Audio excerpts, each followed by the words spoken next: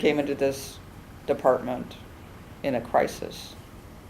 Sheriff indicted, death in the jail, in the paper every day, people calling us corrupt cops, and he had to come in and basically tell the organization, reality check, we're not great.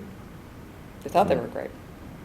It's a good department, good people, don't get me wrong, but the perception was we're not good, and we weren't great at that time. My vision of what a leader does in an organization is you are responsible for the success and the reputation of that organization.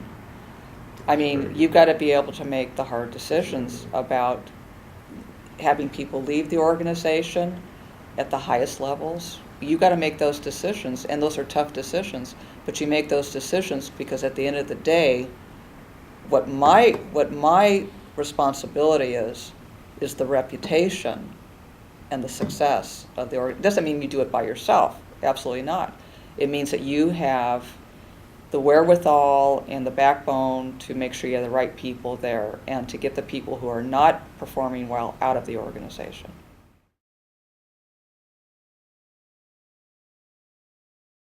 It sent shockwaves through the organization when I laid off people, particularly at the command staff level.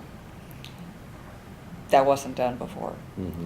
So that made everybody who was an at-will employee nervous. But you did it, because you told me you did it. Either that or taking it out right on the worker bees. Yes, on the people responding to calls. A little less right. management and a little more workers is what you thought was good for the organization. Yes, and again, it comes back to what was best, and I think at the end of the day, that's what they saw, yeah.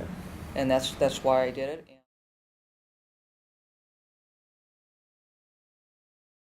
You know in your gut, you have to make this change, but you have to take, not everybody's going to be happy with it. Not everybody's going to see that was the right decision at the time. Right. But they'll come up to you later.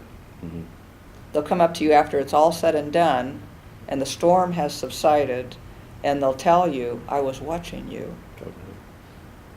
And I saw that you took all this heat, but you stood and did the right thing. So the other people in the organization are watching. They may not be there standing at your side when you're going through all the problems with a decision that sometimes is not popular.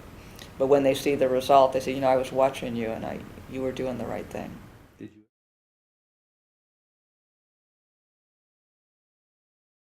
I try not to make a mistake where it's going to impact somebody. I don't make those kind of mistakes unfairly. When I make mistakes, I don't make decisions without some discussion with my staff. Mm-hmm. I value their input, but at the end of the day, it's my decision, and I accept it's my decision. But I'm not married to it. My ego's not invested in it. So if somebody comes up and says, well, Sheriff, I know you thought that was a good idea, but it's not working out because of this. Mm-hmm. I have no problem with changing course. I'm not married to my decisions. Mm-hmm. And what the right decision today may be the wrong decision 5 years from now. So.